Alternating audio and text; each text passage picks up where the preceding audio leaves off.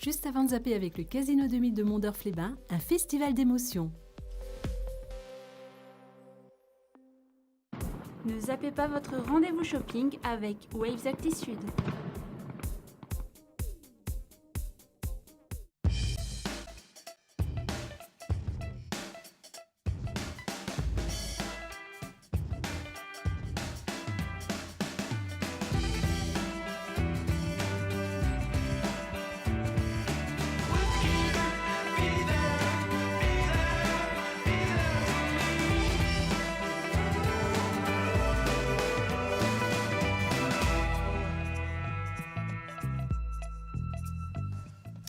Bonsoir à tous, bienvenue dans Juste avant de zapper. Nous sommes le vendredi 29 avril, c'est bientôt le week-end et ce soir encore, je suis accompagnée d'Anne-Sophie. Bonsoir Anne-Sophie. Bonsoir Kim, bonsoir à tous. Dernier binôme avant le retour d'Alissa et d'Arnaud. Oui, surtout dernier jour de la semaine. Et ça va faire du bien. On n'a pas sorti les maillots et ni les écharpes Grenat, mais le cœur sera là demain soir pour le derby qui opposera le FC Metz à l'AS Nancy-Lorraine. Rencontre important, les deux équipes jouent le maintien en Ligue 1 et pour aborder les enjeux de cette rencontre, Cyril Serredoum, ex-milieu de terrain Grenat, est avec nous. Bonsoir. Bonsoir. Vous avez évolué 10 ans au sein du club. On évoquera les enjeux de ce match ensemble tout à l'heure. Et puis nous parlerons également politique avec notre invité ce soir, Jérémy Aldrin. Il est conseiller municipal d'opposition, mais surtout, il vient de sortir un livre aux éditions des Pareilles, Une certaine idée de Metz. Merci d'être avec nous. Bonsoir. Merci, bonsoir. Bonsoir. Et puis notre chroniqueur Étienne est parmi nous. Salut Étienne. Bonsoir. Tu vas régaler nos papilles ce soir avec les macarons de Nancy. Oui, voilà, je suis venu les mains pleines. Vous voyez, comme les cloches à Pâques, j'ai ramené plein de macarons. On a hâte. Ouais, ça donne envie. Et puis en deuxième partie d'émission, nous reviendrons sur le célèbre carnaval d'Agondange qui se déroulera ce week-end et qui fête surtout ses 33 ans d'existence. On recevra son président Daniel Muller. Et puis l'association de solidarité fondée par l'abbé Pierre, Emmaüs, fête cette année ses 60 ans. Au-delà de la récupération de meubles et d'objets, ces bénévoles proposent également un retour à l'emploi pour les plus démunis. Nous irons à leur rencontre à l'occasion d'une grande brocante qui est organisée ce week-end à Thionville. Mais tout de suite, place au journal avec les titres de l'actualité de la région.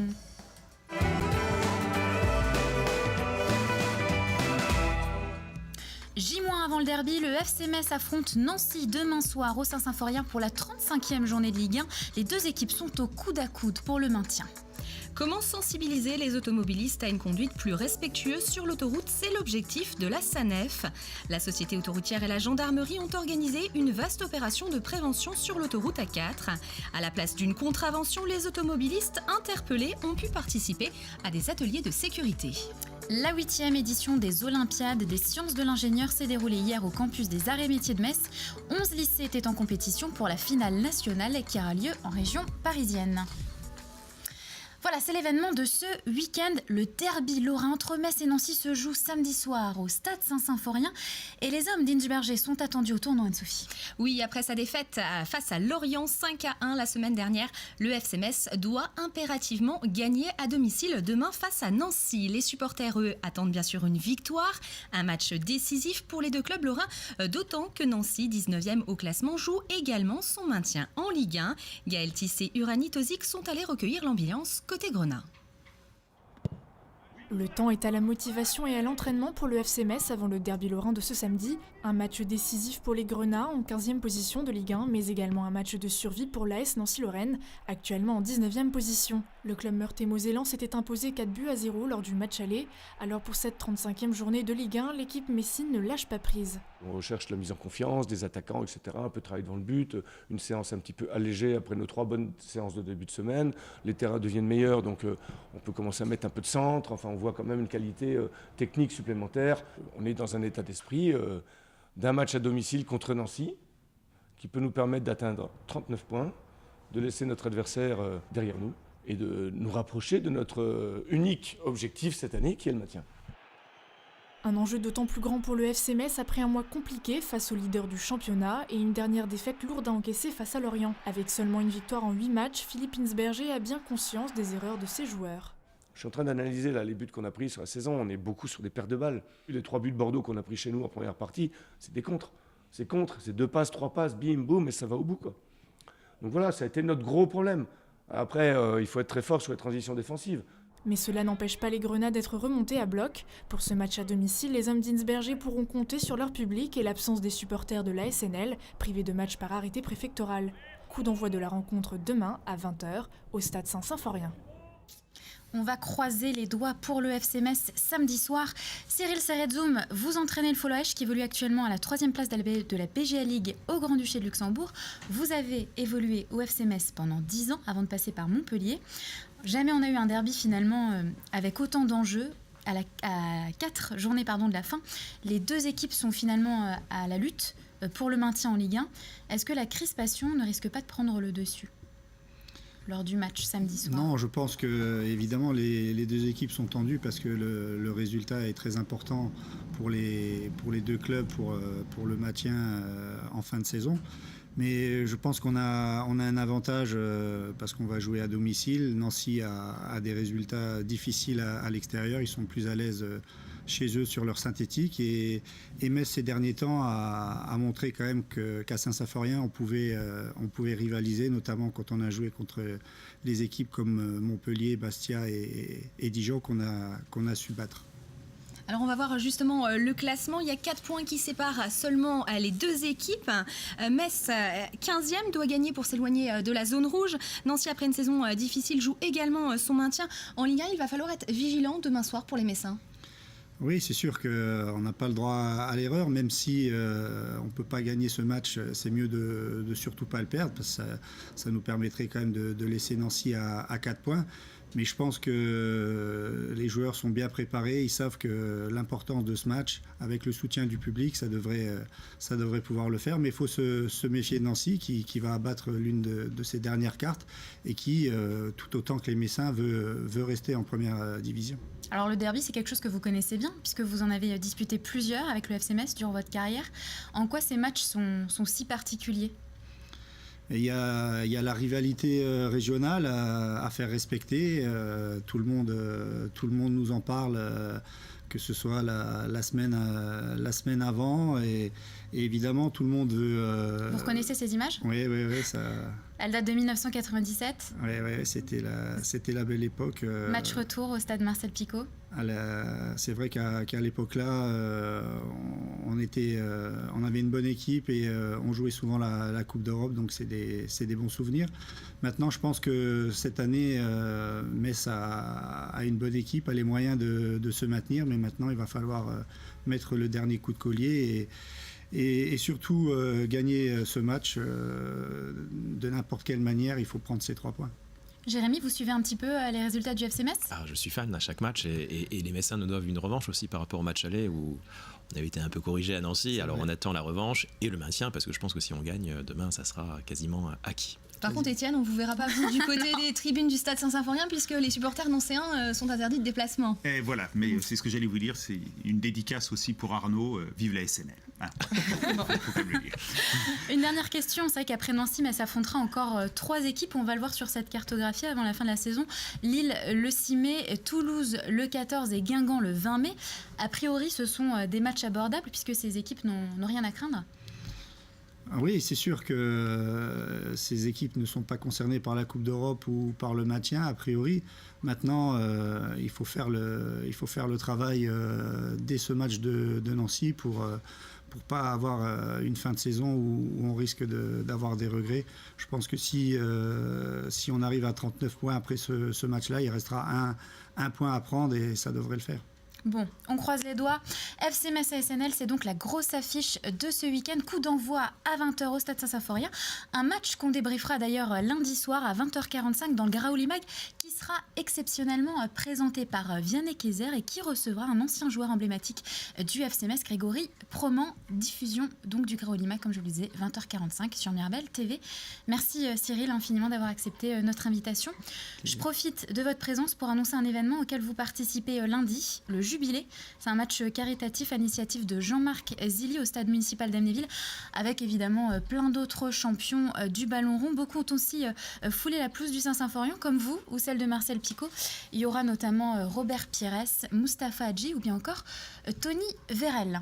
Voilà, et puis du côté du complexe sportif Saint-Symphorien, celui-ci accueille ce soir un tournoi qui réunit des légendes du ping-pong. Parmi les pointures présentes, on peut citer entre autres le Français Christophe Legout, Bakou, ou l'ancien champion du monde suédois Jørgen Persson, ou encore le double champion du monde, un Chinois Jiang Jialiang.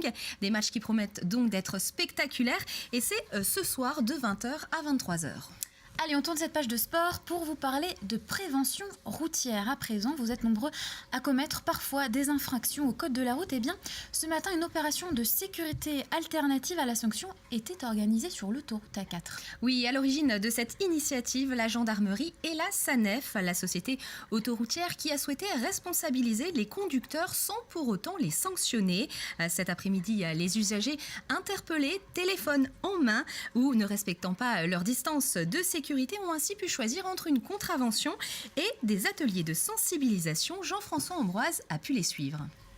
Alors, qu'est-ce que... Vous étiez en train de téléphoner, téléphone à l'oreille ou vous avez... Non, je téléphonais pas à l'oreille, j'ai des oreillettes.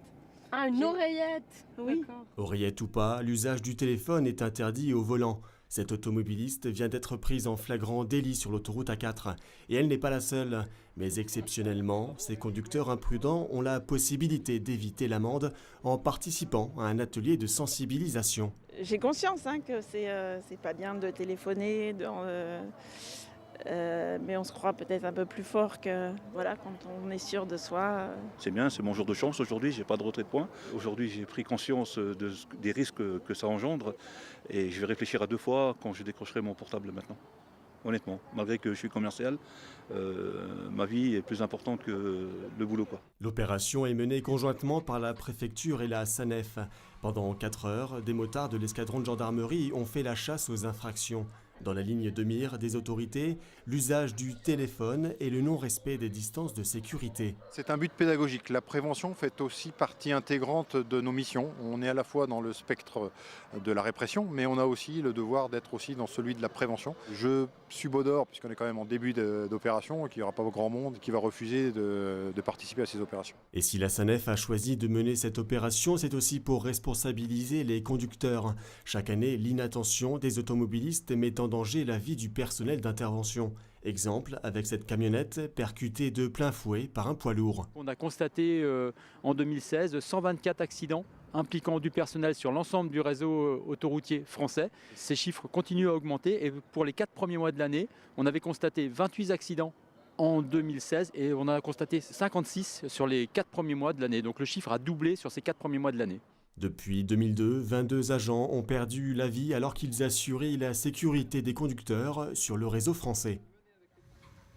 Le campus Arrêt-Métiers de Metz a organisé cette semaine la 8e édition des Olympiades académiques des sciences de l'ingénieur, un concours national qui s'adresse aux lycéens des filières scientifiques. 27 équipes et 11 lycées de l'académie étaient représentés. Devant le jury, ces élèves en sciences de l'ingénieur ont pu présenter et défendre des projets novateurs. Organisés chaque année, ces Olympiades visent à développer l'esprit d'initiative et le goût de la recherche chez des jeunes entre 16 et 18 ans.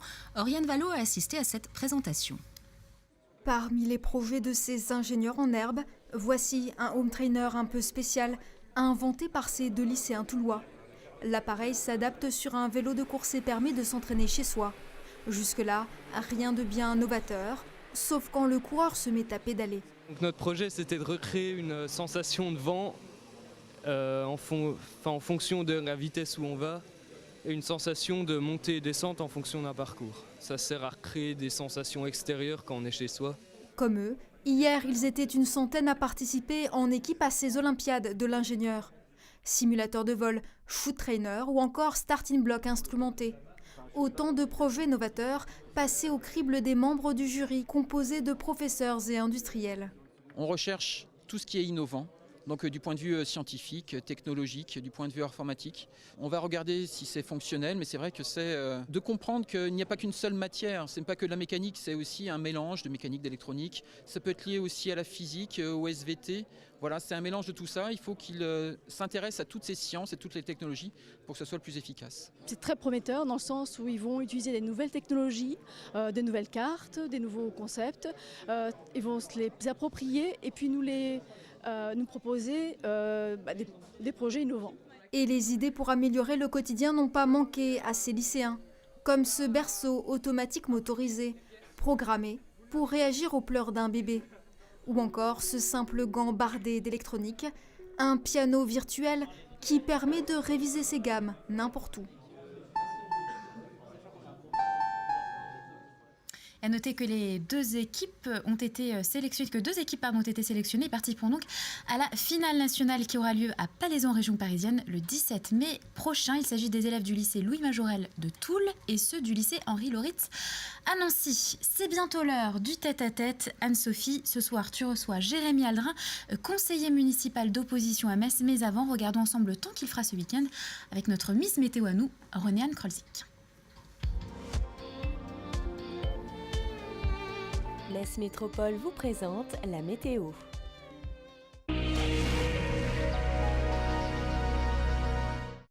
Une belle journée en perspective pour ce début de week-end. En matinée, une petite bande nuageuse circulera encore sur une bonne partie de la région.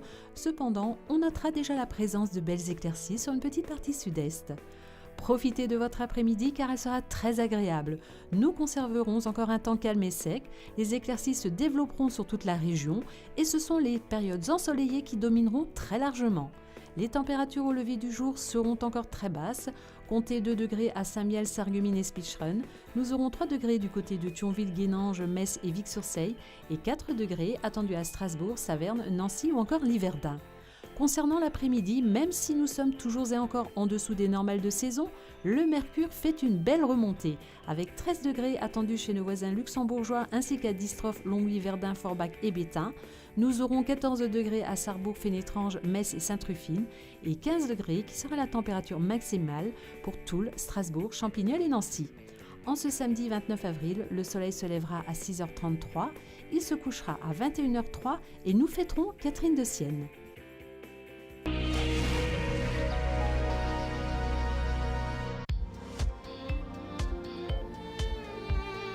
Metz Métropole vous a présenté la météo. De retour sur le plateau de Juste avant de zapper, on va accueillir dans quelques instants Daniel Muller qui nous parlera du carnaval d'Agondange. Mais avant, c'est l'heure du tête-à-tête. Anne-Sophie, je te laisse en compagnie de Jérémy Aldrin, conseiller municipal d'opposition à Metz.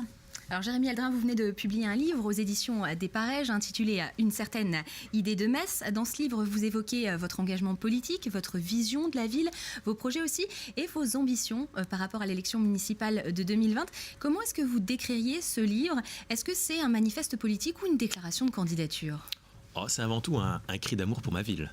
Je décris dans les chapitres de ce livre ce qui fait pour moi les singularités de Metz et qui en fait une ville extraordinaire. Et avec ce constat, malgré tout, qu'il y a pour notre ville une certaine forme de déclassement ces dernières années. On a beaucoup perdu, notamment la capitale régionale, il y a quelques temps de cela. Et nous venons de passer le cap symbolique de la mi-mandat. Et je pense que c'était le moment de faire ce constat et puis surtout de proposer peut-être des perspectives d'avenir. Proposer des perspectives et peut-être aussi de vous faire connaître. On a peut-être moins l'impression de vous voir que certaines figures politiques comme Marie-Jo Zimmermann ou Emmanuel Lebeau pour l'opposition. C'est une façon aussi de dire aujourd'hui aux Messins, je suis là et j'ai des projets à apporter. Oui, je crois aussi que c'est important de réfléchir et l'écrit, c'est important, c'est un projet qui met du temps, ça m'a pris un peu de temps quand même de rédiger tout cela, ça permet de poser une réflexion et puis surtout de poser des jalons effectivement pour la suite. Et puis je crois quand même qu'il y a de la part de nos concitoyens une attente d'une réflexion, d'une démarche structurée. Moi c'est vrai clairement je ne suis pas dans une politique de com ou de buzz parce que je pense que c'est le fond et c'est sur la méthode que l'opposition messine arrivera, je l'espère, reprendre la ville. Alors on reviendra dans quelques instants sur cette méthode et cette réflexion. On va aborder ce livre, Une certaine idée de Metz. Parmi les projets que vous évoquez, il y a le réaménagement des berges le long de la porte des Allemands, mais aussi quelque chose qui m'a marqué, c'est la piétonisation de la place d'Armes. Alors on a beaucoup critiqué ces derniers temps cette politique du tout piéton et cette nouvelle politique de stationnement. Est-ce qu'aujourd'hui, piétoniser la place d'Armes, c'est quelque chose d'utile, de nécessaire ? Je crois surtout effectivement qu'il faut des idées nouvelles. Vous avez dit aménager les berges de la Seille et de la Moselle. Je pense que c'est un projet qui peut être exaltant pour notre ville, un peu sur ce qui a été fait à Lyon et qui a, je crois, métamorphosé la physionomie de la ville de Lyon. Sur la place d'Armes, je crois qu'il faut une réflexion globale. En fait, il faut faire tout l'inverse que ce qui a été fait actuellement, où c'est ni fait ni à faire, où c'est fait un tout petit peu, puis on revient dessus, et puis on ne fait pas, je dirais, la réflexion globale qu'il faut avoir. L'idée est simple, c'est que je crois qu'on a une cathédrale extraordinaire. et que si vous allez dans toutes les villes où il y a également de très très jolies cathédrales, vous allez à Reims, vous allez à Strasbourg, il n'y a pas de voiture autour, il y a des parvis et on met en avant ce qui est un joyau et la cathédrale Saint-Étienne de Metz en est un. Et donc ça, je crois que c'est le point de départ de la réflexion. Alors après, moi je dis qu'il faut peut-être se poser la question de la piétonisation. Ça pose deux conditions. Se poser la question des flux et de l'animation de cet endroit. Là aussi, tout ce qui n'a pas été fait actuellement, parce que vous voyez, on a enlevé les voitures de la cour de marché couvert sans se poser la question de ce qu'on peut faire de l'animation, sur peut-être même un agrandissement du marché couvert. Et je crois que si on associe les commerçants, si on montre qu'il y a une réflexion globale et d'avenir, on peut avoir un projet, je crois, intéressant pour Metz. Justement, en matière de réflexion d'avenir, il y a un grand chantier qui est celui de la métropole messine aujourd'hui, de ses nouvelles compétences, mais aussi de son élargissement. Vous proposez dans cet ouvrage une extension de la métropole. Alors peut-être tout d'abord une fusion avec des communes proches, le Bon-Saint-Martin, Longeville-les-Metz, peut-être Montigny par la suite, pour à terme aboutir à une grande collectivité qui irait non seulement vers le nord jusqu'à Amnéville et vers le sud jusqu'à la gare Lorraine TGV. Aujourd'hui, on sent beaucoup de réticence de la part de certains maires, des petites communes qui craignent d'être absorbées par Metz Métropole. Aujourd'hui, c'est un projet faisable pour vous? Alors oui, je dis qu'il faut y aller par étapes. C'est-à-dire que jusqu'au prochain renouvellement municipal en 2020, il ne se passera... c'est la métropole qui doit être mise sur les rails, donc dans le périmètre actuel. Et le débat pour le renouvellement de 2020 et donc pour la suite, ça doit être à mon avis plusieurs choses. Premièrement, c'est renforcer la ville-centre, parce qu'on doit changer d'échelle. Et il y a, me semble-t-il, des villes, périphérie de Metz, qui gagneraient, et Metz aussi, à être ensemble. Je rappelle que Metz, c'est deux processus de regroupement de communes. Le premier, lorsque nous étions allemands, sur la période de l'annexion, et puis le second, avec Raymond Mondon des années 60, ça fait des communes comme Sablon, Queuleux, Grigy, enfin tous ces quartiers-là qui ont été agrégés au fur et à mesure à Metz et qui ont fait que Metz était cette ville que nous connaissons aujourd'hui. Et puis dans un second temps, effectivement, élargir le périmètre de la métropole au nord, dans un premier temps jusqu'à, je pense, Amnéville par exemple, Amnéville en bas, et puis dans le sud jusqu'à l'aéroport et la gare TGV, ça me paraît être un bon périmètre pour que Metz soit cette métropole transfrontalière qui soit visible sur la carte de France bien sûr, mais au-delà, parce qu'on a une carte à jouer sur cet aspect transfrontalier et ce carrefour européen qui, je crois, est le cœur de l'attractivité de notre territoire. Alors, attractivité, monsieur, on le disait, on va reparler de la méthode. Vous écrivez aujourd'hui un livre que vous venez de publier. Vous avez aussi constitué un groupe autonome au sein du groupe d'opposition avec deux colistiers, Christine Singer et Julien Husson. Aujourd'hui, vous consultez également les Messins, vous fondez une association. Vous dites, aujourd'hui, l'important, c'est le rassemblement autour d'un projet plus large simplement que l'union de la droite qui n'a pas fonctionné en 2008. C'est une nouvelle façon, on va dire, quelque part, de faire de la politique. Bah oui, c'est tout simplement tirer les enseignements. En 2014, on a fait une union pour faire une union. Ça n'a pas marché.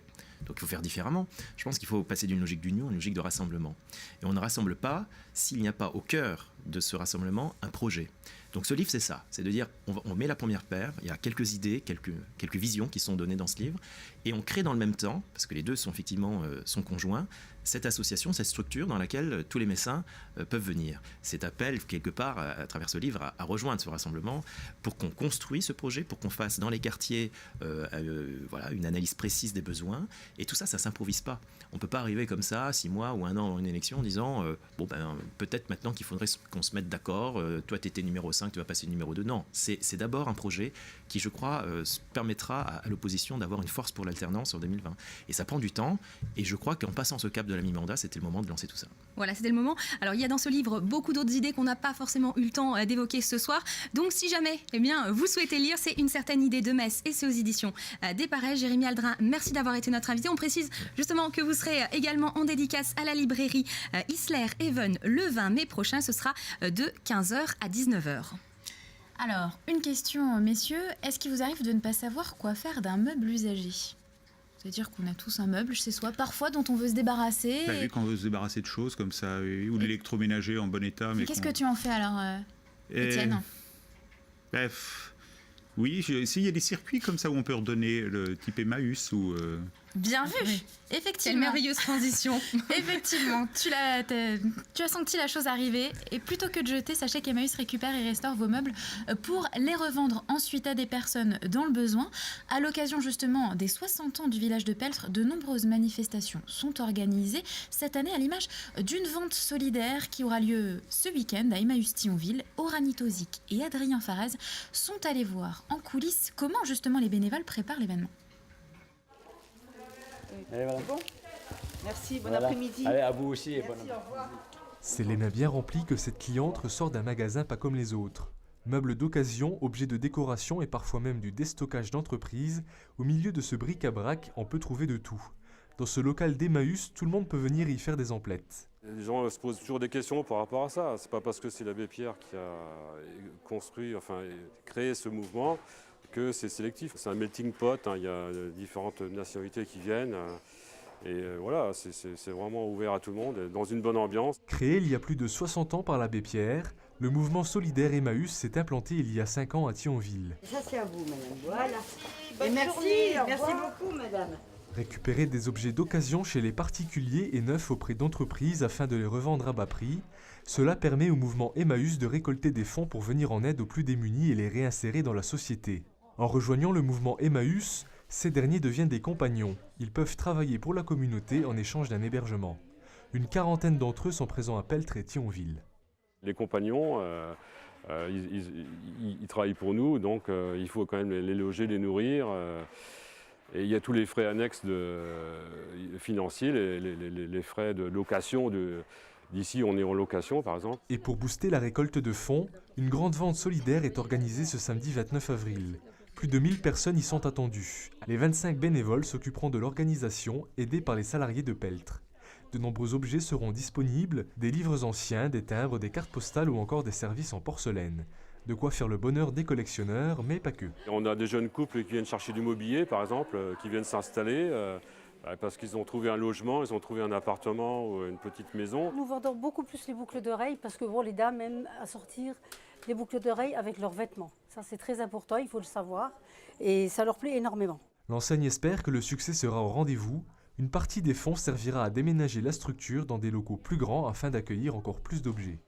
Voilà, et à noter que si vous souhaitez participer ou être solidaire, cette brocante se tient toute la journée à Thionville, allée du Château Gassion, de 9h30 à 18h. Et ceux qui veulent plus d'informations peuvent se rendre sur la page Facebook d'Emmaüs Peltre. Et puis, durant ce portrait, Daniel Muller nous a rejoint. Vous êtes le président de la Société carnavalesque d'Agondanche. Bonsoir. Bonsoir. On parlera avec vous dans quelques instants de toutes les festivités qui vont se dérouler ce week-end pour la 33e édition. Mais tout de suite, une petite question, Jérémy Aldrin. Est-ce que vous êtes gourmand ou pas ? Oh, oui, je dois le confesser. je dois dire que je ne sais pas si votre chroniqueur a prévu de nous faire goûter les macarons, mais depuis tout à l'heure, il y a une odeur qui, en tout cas, appelle ça. Voilà, justement, Kim, on va s'adonner à ce plaisir de la gourmandise maintenant. Oui, en plus, ces macarons, c'est un peu mon péché mignon. Hein. Donc là, t'as frappé très fort. Je suis très très bien tombé. Éclaire-nous, explique-nous, on veut tout savoir sur les macarons de Nancy. Voilà, non, aujourd'hui, j'ai décidé de vous parler de l'histoire des macarons de Nancy. Il y a deux grandes spécialités de confiserie à Nancy. C'est la bergamote, cette espèce de petit sucre au goût bergamote, et puis le fameux macaron. Alors le macaron, il faut bien le penser, c'est pas spécialement nancéen. Voilà, tout de suite, je casse un peu la baraque pour le dire vulgairement. Oui, on connaît le macaron de boulet, c'est clair. Il y a le macaron de boulet, mais en fait, on en trouve aussi à Reims, à Pau, à Amiens, à Melun. Enfin voilà, des macarons, il y en a partout. Le macaron, c'est un gâteau un peu sans âge. Vous voyez, c'est comme la galette des rois, c'est comme les éclairs au chocolat. Voilà, c'est des gâteaux qui se sont faits de tout temps et sans doute nés au Moyen-Âge en Italie, dans les couvents. Pourquoi ? Parce que les couvents, vous savez, ont des règles très dures, et notamment, ils vont faire ce qu'on appelle le carême perpétuel, c'est-à-dire qu'ils ne mangeront jamais de viande. Et donc, pour compenser, entre guillemets, le fait qu'ils n'aient jamais de viande, eh bien, ils vont contrebalancer en développant la pâtisserie. Et les couvents italiens, avec les amandes, comme ça, vont développer plein de petites recettes de gâteaux aux amandes qui vont ensuite essaimer dans toute l'Europe. Alors, on dit parfois que c'est via Catherine de Médicis qui ramène ça dans ses bagages. C'est peut-être aussi tout simplement les sœurs et les moines en se déplaçant. Et à Nancy, ben voilà, vous avez des couvents. Il y en a qui fabriquent des petits gâteaux qu'on appelle les visitandines, couvent de la visitation. Et puis les dames du Saint-Sacrement fabriquent ces fameux macarons. On est juste avant la Révolution. La Révolution éclate. Les ordres religieux sont supprimés, et donc vous avez l'éparpillement des religieuses, et deux sœurs vont rester à Nancy. Elles sont recueillies par l'ancien médecin de la communauté, et puis elles décident, il faut bien faire quelque chose pour subvenir à leurs besoins. Voilà, il faut gagner leur vie maintenant, puisque le couvent n'est plus là, et puis elles décident de mettre à profit cette connaissance qu'elles ont de la pâtisserie et des macarons, et elles vont commencer, ces deux sœurs, ces deux religieuses, à faire des macarons. C'est très vite le succès, et ça donne ce fameux nom, les sœurs macarons, puisque voilà, elles commercialisent ces petits gâteaux.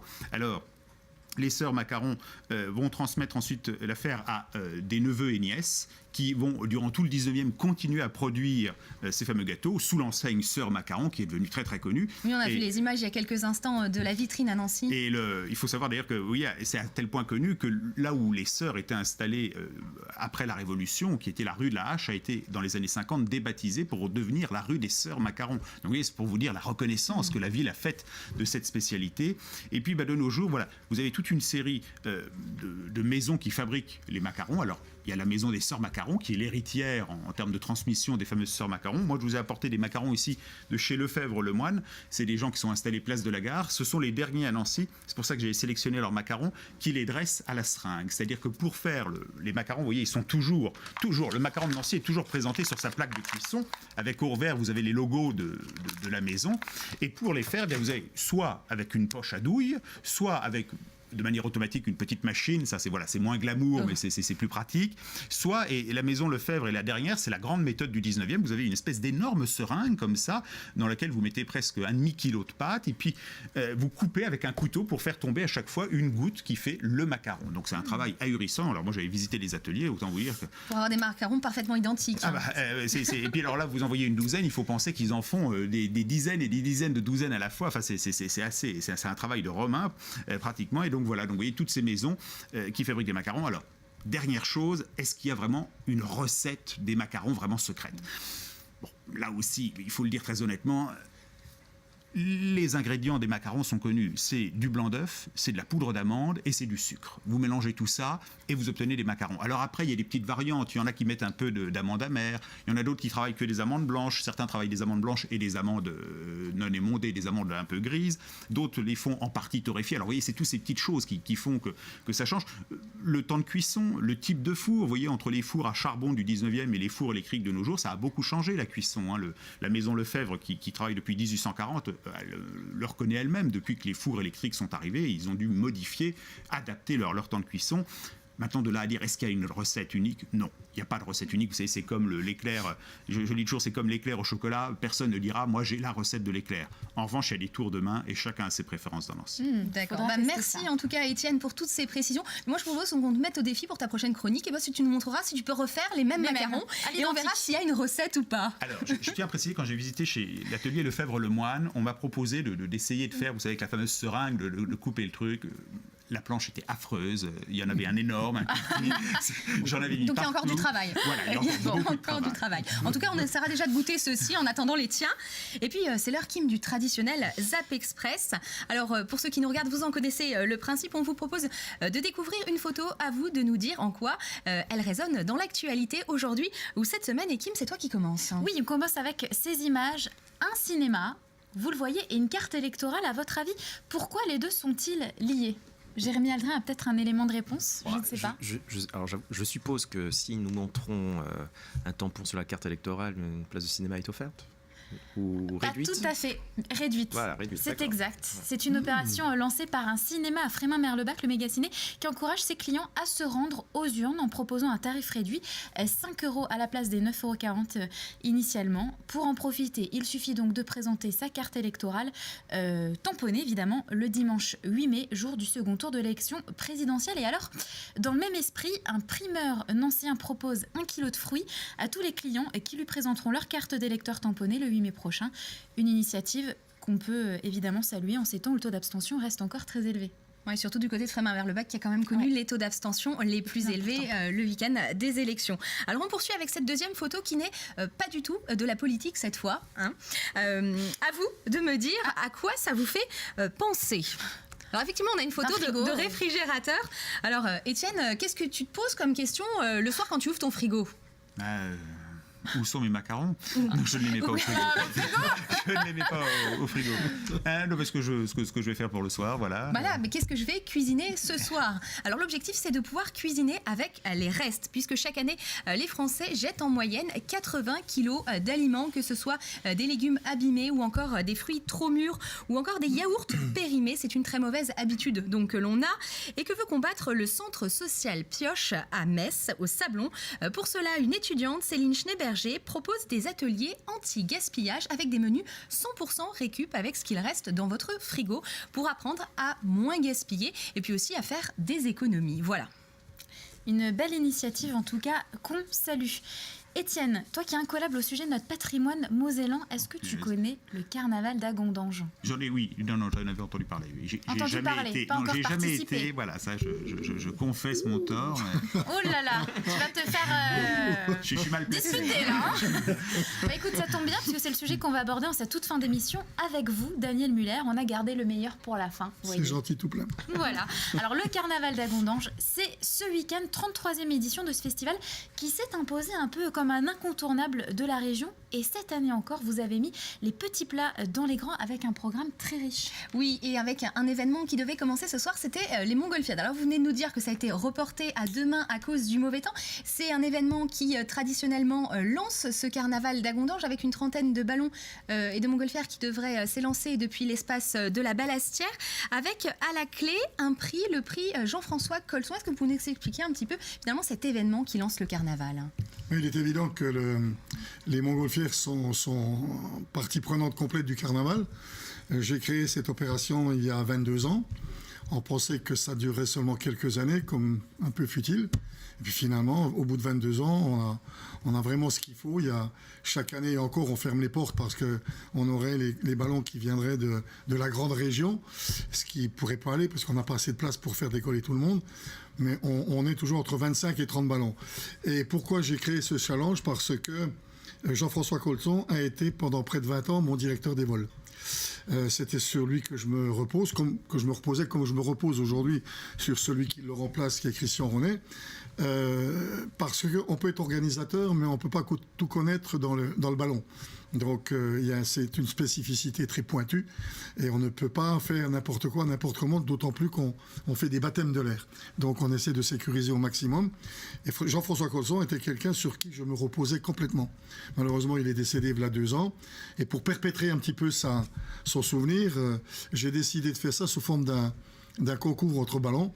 Alors vous allez me dire, quand ils volent, quel ballon on va prendre? C'est simple, un ballon part avant tous les autres, et puis il lance ce qu'on appelle une fusée qui atterrit, et tous les ballons doivent essayer de lancer un palais ou quelque chose au plus proche de l'endroit qui a été choisi pour l'occasion. Et c'est comme ça que celui qui remporte le prix remporte également le challenge Jean-François Colson. Le challenge aura lieu demain, du coup, puisque ce soir, les montgolfières ne peuvent pas décoller. Demain, il fera beau, a priori. Donc, demain matin, ça devrait le faire. Demain matin, vers 6h30, normalement, on devrait entendre vers 7h les premiers chalumeaux se mettre en route.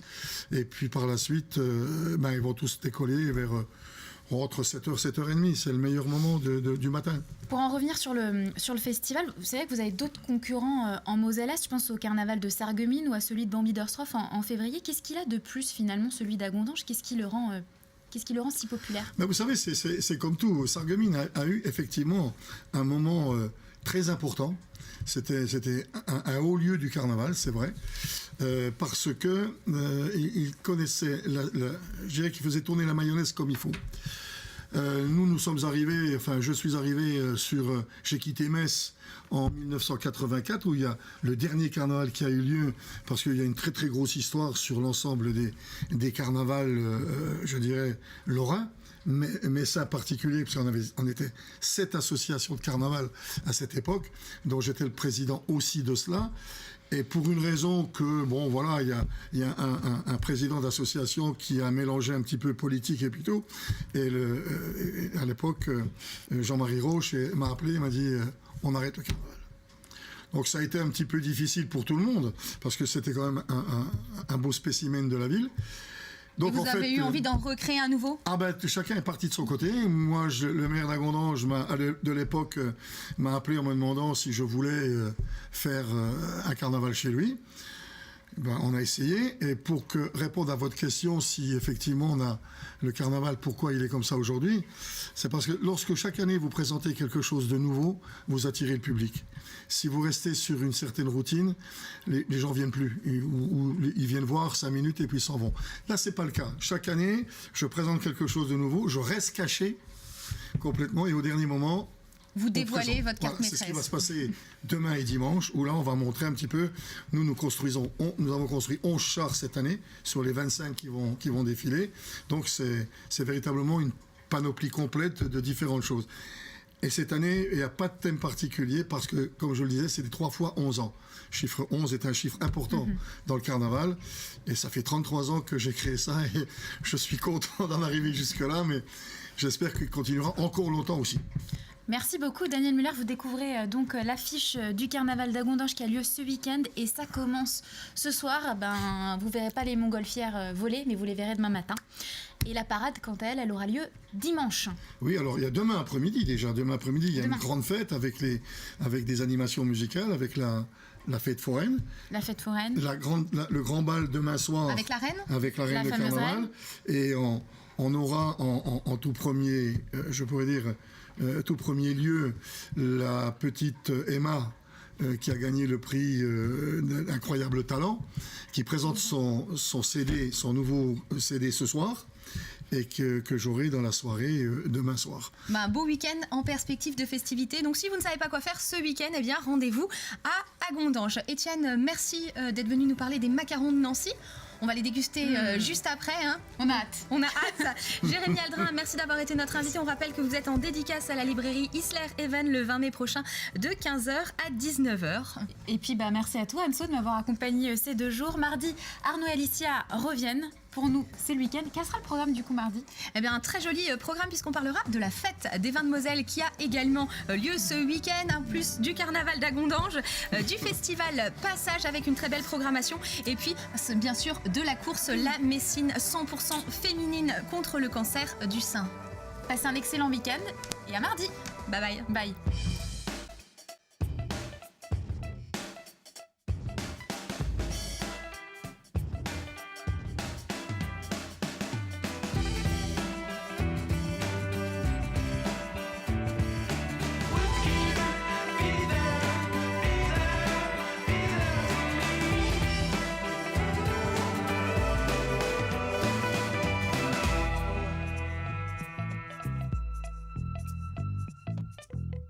Ne zappez pas votre rendez-vous shopping avec Waves Acti Sud.